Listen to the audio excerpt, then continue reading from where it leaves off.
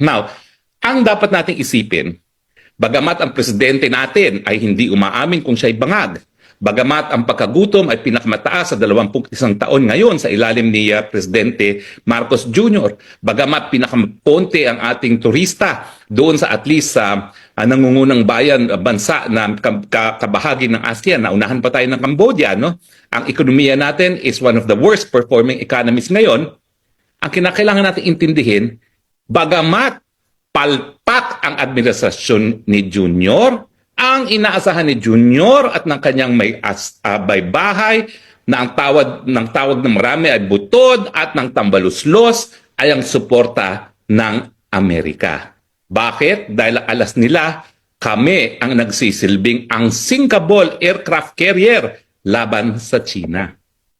Pero kung ang Amerika ngayon ay nais nang magkaroon ng kapayapaan sa panig ng Amerika, ng Russia at ng Ukraine, sa tingin nyo, kinakailangan pa ng Amerika ang Pilipinas laban sa China? Ang nakakatawa nga, ang Amerikanong presidente at ang kanyang mga opisyales patuloy na nakikipag-usap ngayon sa China kung paano mapapabuti pa ang relasyon ng China at ng Amerika. Samantalang ang mga Pilipino tumigil nang makipag-usap sa mga China dahil inaasahan nila na susuportahan ng Amerika ang Pilipinas laban sa China. Well, I have news for you, Marcos Jr. Wala ka nang aasahan sa Amerika. Kinakailangan ngayon sagutin mo, bangag ka ba sa pamamagitan ng hair follicle test? Ngayon, dapat harapin mo ang katotohanan na pinakanagugutom ang mga Pilipino ngayon sa iyong administrasyon at hindi ka na makakaasa sa Amerika para sa suporta.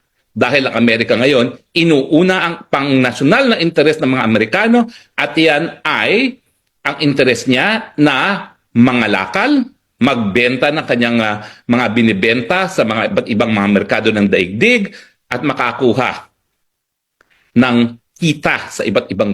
Sa napatung ngayon ng Pilipinas, dati isa tayo sa pinakamasiglang ekonomiya. Ngayon, ang mga prediction, pinakamalalang ekonomiya na tayo. Nauunahan na tayo ng mga bansang Vietnam at Cambodia na dati ay kulelat sa ASEAN. Ngayon, ang nauunahan na lang natin, Cambodia, Laos, Myanmar. Pero bukas makalawa, baka pati ang Cambodia maunahan na tayo. Mantakin nyo yan. Meron tayong pinakamahalagang resource ang ating populasyon. Napakayaman natin sa mga minerals at iba pang deposit. No? Napakasigla ng ating populasyon. Ang ating populasyon ay bata, hindi gaya ng mga ekonomiya ng Europa at Japan na napakatatanda na, no? At wala na kinabukasan na hinaharap. And yet, hindi tayo makabangon, kumbaga, hindi tayo makapagbigay ng mga pangangailangan ng ating mga kababayan. Sa katunayan, pinakamataas ang hanay ng gugutom sa mahigit na 20 taon sa administrasyon ng bagong Pilipinas.